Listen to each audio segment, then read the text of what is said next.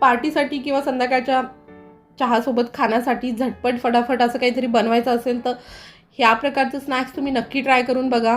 घरच्या साहित्यामध्ये अगदी कमी वेळेमध्ये बनणारं. चला तर पाहूया.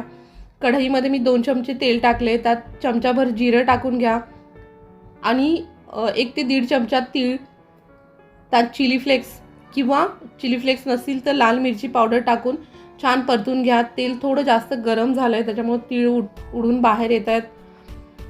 आता आपण त्यातच कोथिंबीर आणि मेथी टाकणार आहोत. मेथी थोडी जास्त घेतली मी, 1 वाटीभर बारीक कट करून स्वच्छ धुवून घेतली आहे आणि थोडीशी कोथिंबीर, अर्धी वाटी कोथिंबीर ह्याला छान तेलावरती परतून घ्यायचं आहे. हे पहा, पूर्ण तेल सुकेपर्यंत परतून घ्या.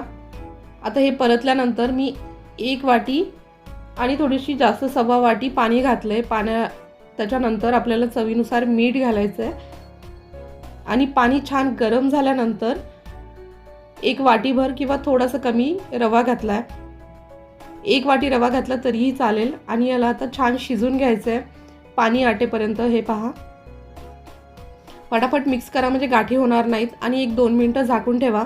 आता गॅस बंद केला तरीही चालेल कारण गरमीमध्ये रवा छान फुलतो आणि शिजला जातो.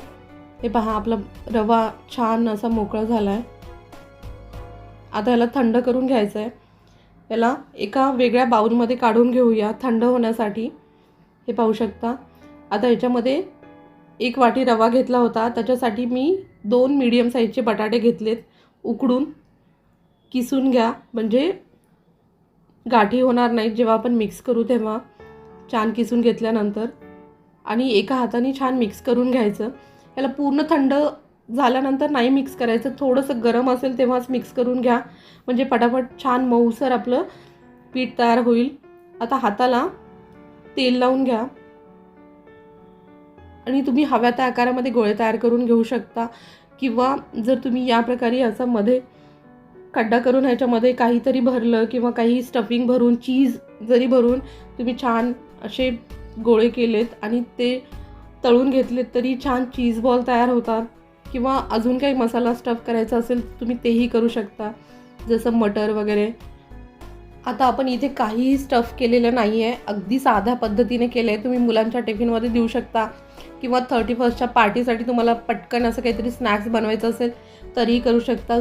चटणीसोबत नाही जरी बनवली चटणी, फक्त सॉससोबत खाल्लात तरीही खूप छान लागतो हा कुरकुरीत नाश्ता. नक्की ट्राय करून बघा.